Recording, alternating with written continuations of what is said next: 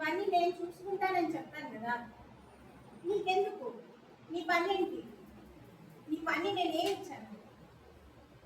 నీ పని ఏంటి? నా గురించి నీకు తెలిసిన వాళ్ళకి చెప్పు, తెలియని వాళ్ళకి చెప్పు, కష్టంలో ఉన్న వాళ్ళకి చెప్పు. ఎవరు నీ గురించి వినాలనుకుంటున్నారో, నేను నిన్ను ఎలా బలపరుస్తున్నానో వాళ్ళని నువ్వు బలపరచు.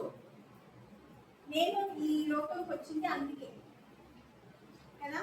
సో ఈ యొక్క సింపుల్ థాట్ నాలో వేసిన తర్వాత, సరే మరి ఇంకా నేనేం పని చేయను. ఓకే, నేను ఏం పని చేయను, ఇంట్లో కూర్చొని బైబిల్ మొత్తం చదువుతాను. ఎవరి కోసం ప్రేయర్ చేయమంటున్నారు చేస్తాను. అప్పుడు నేను చేసిన ప్రేయర్ అక్కడ ఫుల్ఫిల్ అవ్వాలి. మరి మీరు వినాలి, అది చెయ్యాలి. సో ఆ ఒక గిఫ్ట్ నాకు కావాలి. నాకు మాటలు రావు, అంటే నాకు ఇంగ్లీష్ వచ్చు, తెలుగు కానీ తమిళ కానీ కొంచెం కష్టం. ఇప్పుడు నేను ఏం చెప్పాలి, ఎవరి గురించి ఏం చెప్పాలి? ఇక్కడ చూస్తే అందరూ తమిళియన్స్, నాకు తమిళ అంత బాగా రాదు. నేను తెలుగు కూడా మాది వేరే టైప్ ఆఫ్ తెలుగు, అదే ఒకటి హైదరాబాద్ తెలుగు. మరి ఏం చేయాలన్నప్పుడు నేను మాట్లాడేటప్పుడు నీకెందుకు భాష? నువ్వు నోరు తెలిస్తే నేను మాట్లాడతాను. సో నువ్వేం దేని గురించి నువ్వు వచ్చి ఆలోచించిన అవసరం లేదు. నీ బ్రెయిన్ నేను ఇచ్చాను, నీకు తెలియ ఆలోచన నేను ఇచ్చాను. నువ్వెందుకు ప్రయాసపడుతున్నావు? ప్రయాసపడిన అవసరం లేదు. ఇప్పుడు నీకు సంతోషం ఉందా, ఆ సంతోషాన్ని పంచు అని అన్నాను. అప్పుడు నువ్వేం చేస్తున్నావు? అది మట్టుకే చేయాలి. నీకున్న కష్టం పోయి అందరికీ చెప్తున్నావే. నీకు కష్టం వస్తే నాకు ఇట్లా అవుతుంది, నాకు అట్లా అవుతుంది, అందరికీ ఫోన్ చేసి అందరికీ చెప్తాను. మరి నీకు సంతోషం ఉన్నప్పుడు ఎందుకు ఫోన్ చేసి దేవుడు నన్ను బాగా చూసుకుంటున్నాడు అని ఎవరికైనా మనం చెప్తామా? అంటే కష్టంలో ఉన్నప్పుడే నీకు దేవుడు, మరి బాగా ఉన్నప్పుడు దేవుడు మనం చెప్తున్నామా? మరి ఆ సాక్షి ఏంటి? ఇప్పుడు వరకు మనం ఎప్పుడు లైఫ్లో నాకు ఇంత కష్టం ఉంటే దేవుడు ఇంత గొప్ప పని చేశాడు అని అంటాం, కానీ నాకు ఏ కష్టం లేకుండా దేవుడు నా తోడున్నాడు అని మనం ఎప్పుడు ఎవరికి చెప్పలేదు. సో ఇప్పుడు నన్ను సాక్షిగా చిన్నప్పటి నుంచి కూడా మా డాడీ 7:30కి చర్చ్లో ఉంటాడు. అప్పుడు భయపడి కీழ்పడి ఒబీడియన్స్లో వెళ్తాము. చర్చ్ అంటే ఏంటి? ఒక ప్లేస్, అక్కడ వెళ్ళి మనం కూర్చోాలి. చిన్నప్పుడు భయంతో వెళ్తాం. ఏంటి, డాడీ తిట్టారు, మమ్మీ తిట్టారు, అదొక డిసిప్లిన్ తెస్తున్నారు. ఓకేనా? బట్ మనం కాలేజ్కి వచ్చి ఒక టీనేజ్కి వచ్చిన తర్వాత మనకి అప్పుడు కూడా కొంచెం పేరెంట్స్ అంటే భయం.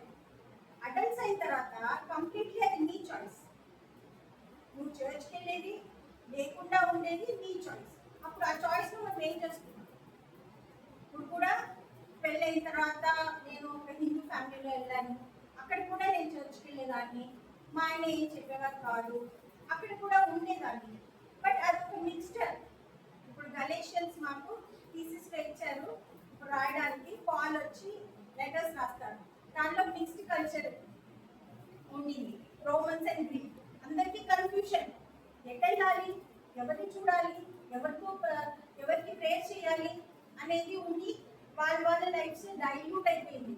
అంటే ప్యూరిఫై నుంచి అలాగే డైల్యూట్ అయిపోయింది. అప్పుడు నా లైఫ్ అలాగే ఉండింది. హిందూయిజము క్రిస్టియన్ నేను మొక్కు చేసుకుంటున్నాను, కానీ పిల్లలందరూ వాళ్ళ దాంట్లో ఉన్నారు. అప్పుడు అది మనకు ఆశీర్వాదం కాదు. అప్పుడు నేను ఎలా చేయాలి, వీళ్ళందరినీ ఎలా మీ దగ్గరికి నేను ఎలా తీసుకురావాలి అన్నప్పుడు ఒక ప్రాబ్లం వచ్చింది నా లైఫ్. ఆ ప్రాబ్లం వల్ల నాకు క్లారిటీ వచ్చింది. ఇప్పుడు మనం బైబిల్ ఎక్కువ చదువు, నాతో ఎక్కువగా ఉండు అన్నప్పుడు నేను ఎలా ఉండాలి? ఫస్ట్ నువ్వు ఎలా ఉండాలి?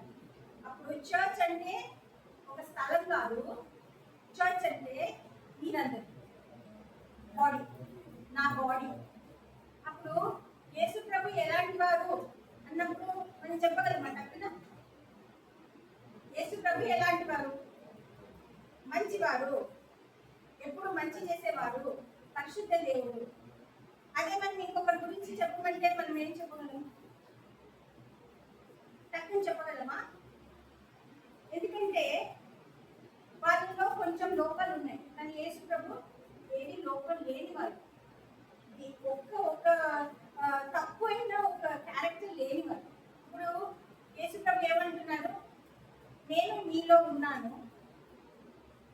given you, so how you should live.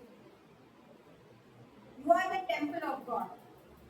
How the temple should be, how pure it should be, how sanctified it should be. He created us only to magnify Him, glorify Him. Then what are you doing? So we should every day ask ourselves, church పరిగెట్ట ఒక movie వెళ్ళాలంటే on time.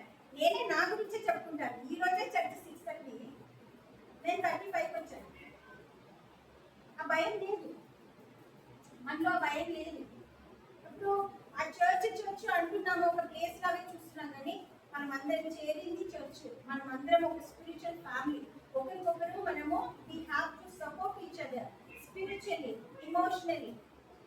That is what God wants us to do in a church. Church is not like buildings. You should not go according to the building. It's only for the family we are going.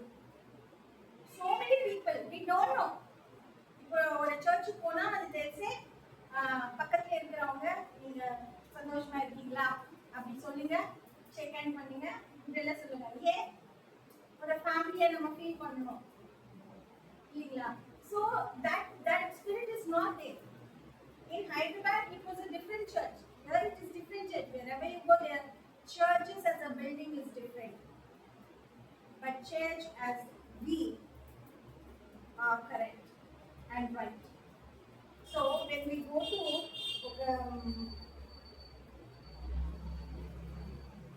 Ephesians 1:22-23.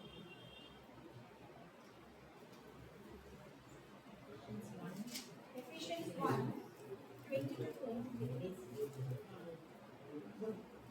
எல்லாவற்றையும் அவருடைய பாதங்களுக்கு கீழ்ப்படுத்தி எல்லாவற்றையும் எல்லாவற்றாலும் நிரப்புதவருடைய நிறைவாகிய சரீரமான சபைக்கு அவரை எல்லாவற்றுக்கும் மேலான தலையாக தந்தருளினார். తెలుగులో Ephesians 1:22-23.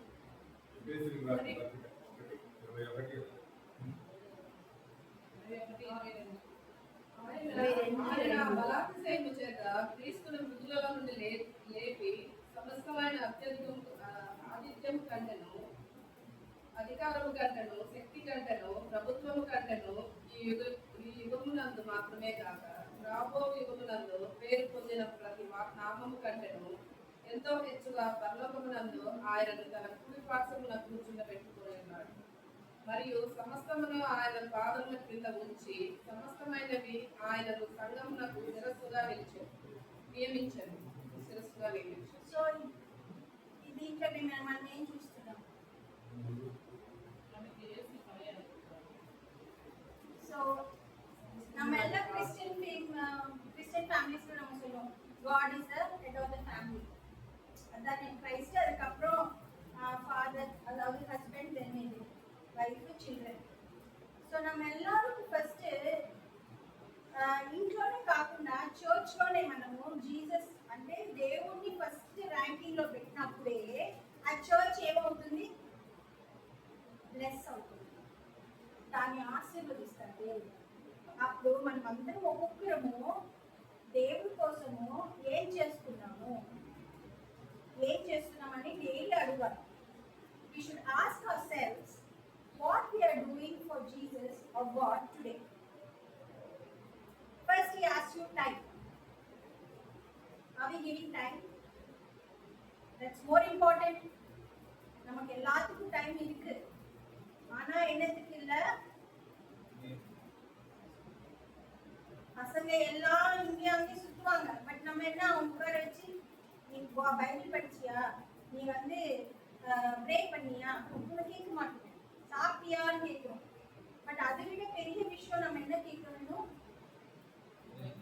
ஸோ நம்ம ஜெனரேஷன்ஸ் நம்ம வந்து இயேசு பிரபுன்னு பார்த்துதான் நம்ம இந்த லைஃப் நம்ம லீட் பண்ணிட்டு இருக்கோம். இப்போ நான் வந்து 49 இயர்ஸ், 20-25 பாதி லைஃப் எப்படியோ போச்சு. யங்ல அப்புறம் சைல்ட்ஹுட் எல்லாமே, கல்யாணத்துக்கு அப்புறம் சம்திங் டிஃப்ரெண்ட். பட் நான் இதுதான் என்னோட ஃபர்ஸ்ட் பர்த்டேன்னு சொல்லுவேன் today.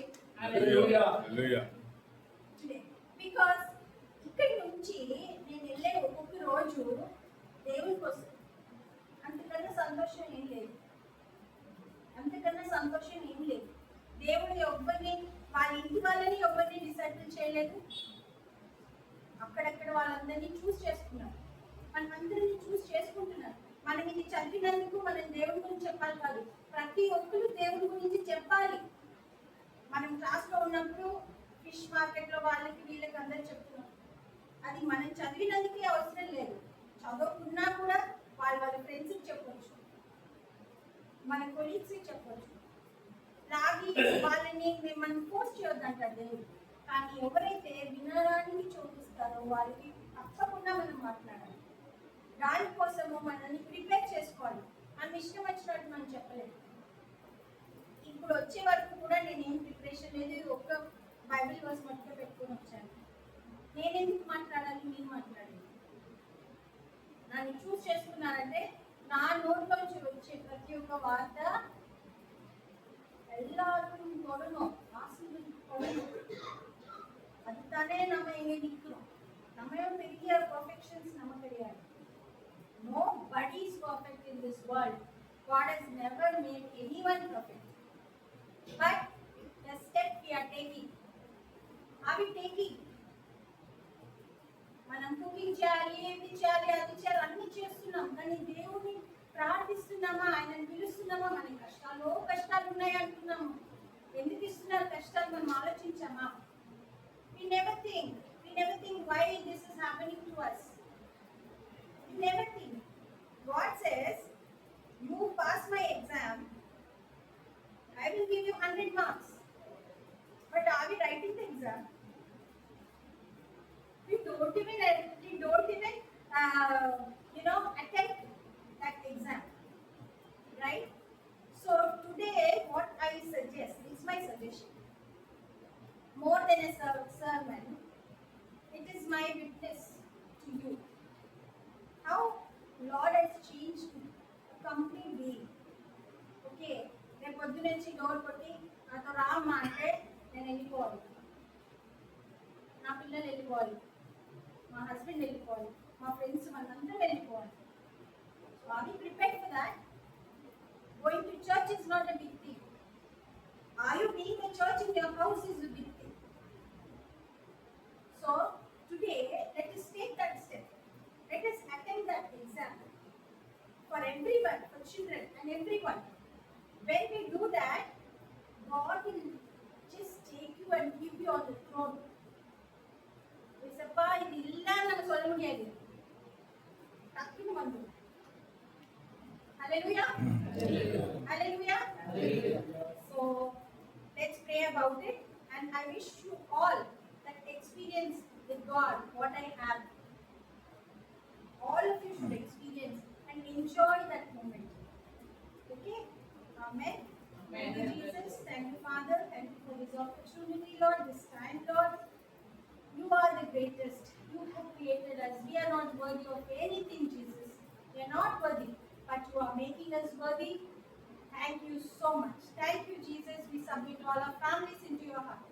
We submit all the nations which is going on. Whatever is the problem, Lord Jesus, only you can go. You can solve it, Lord Jesus. Our problems, nations' problems, children's problems. We are not concentrating on that. We want what you want us to do. Yes, Lord, speak to each one of us and let us lead the life which you want us to do. I thank you again for choosing me, Lord Jesus. Till I die, I will do what you want me to do. This is my confession today, and let everybody should take that decision today. Thank you for speaking through me, using me. Thank you, Jesus. I pray in Jesus'